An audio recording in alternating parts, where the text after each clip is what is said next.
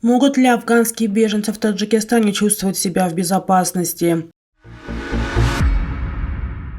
Шавкат Мирзиёев обвинил советский режим в уничтожении цвета узбекской нации.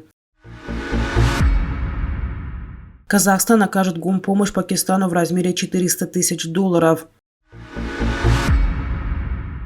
Комитет нацбезопасности Казахстана разыскивает казахстанцев, поехавших воевать в Украину. Случай задержания и депортации нескольких афганских беженцев из Таджикистана в Кабул, которые находятся под контролем Талибан, обеспокоили других афганцев, живущих в Таджикистане. Большинство из них стараются не выходить лишний раз из дома, так как боятся, что их также задержат и депортируют в Афганистан. Осведомленные источники сообщили, что у депортированных беженцев не было даже возможности обжаловать действия властей в суде. Афганские беженцы напуганы настолько, что ни один из них не согласился открыто говорить на камеру о проблемах депортации из Таджикистана. Они опасаются, что их интервью в СМИ обернется для них проблемами. В то же время как минимум 4 беженца подтвердили в приватной беседе, что за последние 2 недели несколько афганских беженцев были высланы из Таджикистана. Афганские беженцы работали в большинстве магазинов, кафе и ресторанов в центре города Вахдат, недалеко от Душанбе. Почти все эти точки 30 августа были закрыты. Некоторые афганские беженцы говорят, что их жизнь в Таджикистане и так была не сладкой, а теперь проблема быть депортированной стала для них новой головной болью. По данным источников радио ЗОДИ, с 19 августа по сегодняшний день на родину было депортировано более 10, а за последний год 74 афганских беженца.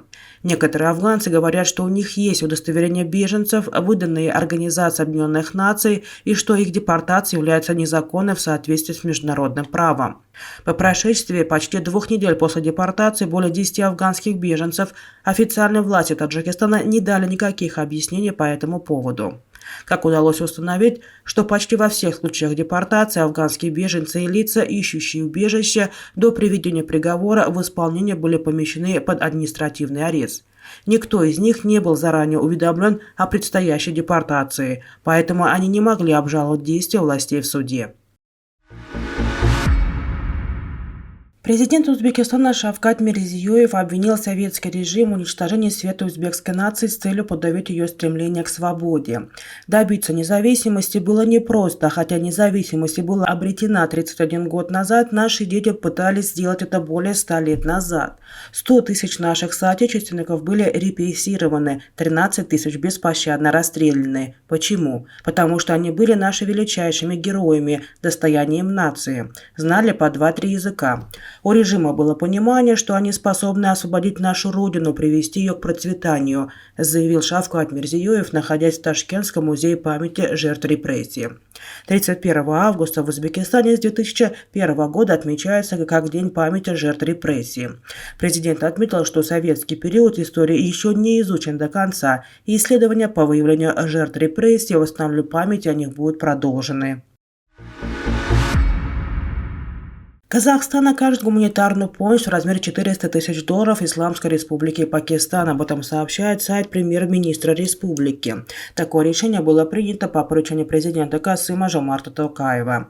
По официальным данным, от стихийных бедствий в Пакистане погибло уже 1033 человека, в том числе 343 ребенка. Разрушены жилые дома и инфраструктура. Без крова и продуктов питания осталось около 35 миллионов человек. В стране действует чрезвычайное положение. 27 августа глава правительства Исламской Республики Миян Мухаммад Шахбаз Шариф обратился за помощью к международному сообществу. Комитет национальной безопасности Республики Казахстан проводит работу по поиску казахстанцев, которые покинули страну для участия в военных действиях в Украине.